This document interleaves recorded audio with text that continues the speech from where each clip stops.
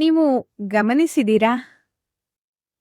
ನಮ್ಮ ಜೀವನ ಅನ್ನೋದು ಒಂದು ಸಿನಿಮಾ ಇದ್ದಂತೆ. ಆದ್ರೆ ಪ್ರಶ್ನೆ ಏನ್ ಗೊತ್ತಾ? ಆ ಸಿನಿಮಾದ ನಾಯಕರು ಯಾರು? ಹೀರೋ ಯಾರು? ಮತ್ತೆ ಆ ಸಿನಿಮಾದ ಸ್ಕ್ರಿಪ್ಟ್ ರೈಟಿಂಗ್ ಯಾರ್ ಬರೀತಾ ಇದ್ದಾರೆ? ಅಂದ್ರೆ ಆ ಕಥೆಯನ್ನ ಯಾರ್ ಬರೀತಾ ಇದ್ದಾರೆ ನಮ್ಮ ಜೀವನದಲ್ಲಿ ಅಂತ. ಈಗ ಪ್ರಪಂಚದಲ್ಲಿ ಬಹಳಷ್ಟು ಜನರು ಏನ್ ಮಾಡ್ತಿದ್ದಾರೆ ಅಂತ ಅಂದ್ರೆ ಬೇರೆಯವರ ಮಾತಿಗೆ, ಬೇರೆಯವರ ನಿರೀಕ್ಷೆಗೆ, ಬೇರೆಯವರ ಜೀವನಕ್ಕೆ ನಮ್ಮ ಜೀವನದ ಸ್ಕ್ರಿಪ್ಟ್ ಅನ್ನ ಕೊಟ್ಬಿಡ್ತಾ ಇದೀವಿ. ಆದ್ರೆ ಸತ್ಯ ಏನಪ್ಪಾ ಅಂತ ಅಂದ್ರೆ ನಮ್ಮ ಜೀವನದ ಲೇಖಕರು ನಾವೇ ಆಗಿರ್ತೀವಿ. ಮತ್ತೆ ನಮ್ಮ ನಿರ್ಣಯಗಳೇನಿದೆ ಅದೇ ನಮಗೆ ಸನ್ನಿವೇಶಗಳಾಗತ್ತೆ. ನಮ್ಮ ನಂಬಿಕೆಗಳೇ ನಮಗೆ ಅಂತ್ಯವನ್ನ ಕೊಡುವಂಥದ್ದು. ನಿನ್ನೆ ನಡೆದಂತಹ ತಪ್ಪುಗಳೇನಿದೆ ಅದು ಕಥೆಯ ಕೊನೆಯ ಅಧ್ಯಾಯ ಖಂಡಿತ ಅಲ್ಲ.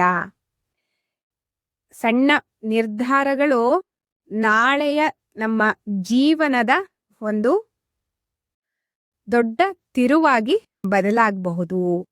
ಜೀವನದಲ್ಲಿ ಎಲ್ಲ ದೃಶ್ಯಗಳು ಸುಂದರವಾಗಿರಲ್ಲ.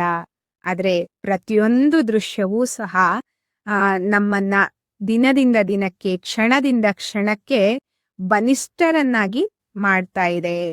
ನೋವು ಬಂತು ಅಂತ ಅಂದ್ರೆ ನಮ್ಗೆ ಜೀವ ಇದೆ ಅನ್ನೋದು ಗೊತ್ತಾಗತ್ತೆ. ಕಷ್ಟ ಬಂತು ಇದೆ ಅಂತಂದ್ರೆ ನಾವು ಬದುಕ್ತಾ ಇದೀವಿ ಅಂತ ಗೊತ್ತಾಗತ್ತೆ. ಕಣ್ಣೀರ್ ಬಂತು ಅಂತ ಅಂದ್ರೆ ನಮ್ಮ ಮನಸ್ಸು ಶುದ್ಧವಾಗಿದೆ ಅನ್ನೋದು ಗೊತ್ತಾಗತ್ತೆ. ಇಂದಿನಿಂದ ಒಂದು ನಿರ್ಧಾರ ಮಾಡಿ, ನನ್ನ ಜೀವನದ ಸ್ಕ್ರಿಪ್ಟ್ ಅನ್ನ ನಾನೇ ಬರೀತಾ ಇದ್ದೀನಿ. ನನ್ನ ಭವಿಷ್ಯಕ್ಕೆ ನಾನೇ ಹೊಣೆಯಾಗಿದ್ದೀನಿ. ನಾನೇ ನನ್ನ ಕಥೆಯ ಹೀರೋ, ನಾಯಕ ನನ್ನ ಜೀವನದಲ್ಲಿ ನಾನೇನೆ ಅಂತ. ಏಕೆಂದ್ರೆ ನೀವ್ ಇಲ್ಲ ಅಂತ ಅಂದ್ರೆ ನೀವು ನಿಂತ್ಕೊಳ್ಳಕ್ಕೆ ಆಗ್ಲಿಲ್ಲ ಅಂತ ಅಂದ್ರೆ ನಿಮ್ಮನ್ನ ಹಿಡಿದು ನಿಲ್ಸೋಕೆ ಇಲ್ಲಿ ಯಾರೂ ಇರೋದಿಲ್ಲ. ಯಾರಿಗೂ ಸಮಯನೂ ಇರೋದಿಲ್ಲ. ಅಂದ್ರೆ ಅವರವರ ಕಾಲ ಮೇಲೆ ಅವರವರ ಸದೃಢವಾಗಿ ನಿಂತ್ಕೊಳ್ಳೋ ಅಂಥದ್ದು ಅವರವರ ಜವಾಬ್ದಾರಿಯಾಗಿರತ್ತೆ. ಇದು ನಮ್ಮ ಜೀವನ, ನಮ್ಮ ಕತೆ, ನಮ್ಮ ಸಮಯ ಅಂತ ನಾವು ಬದುಕೋಣ, ಮುಂದೆ ಸಾಗೋಣ.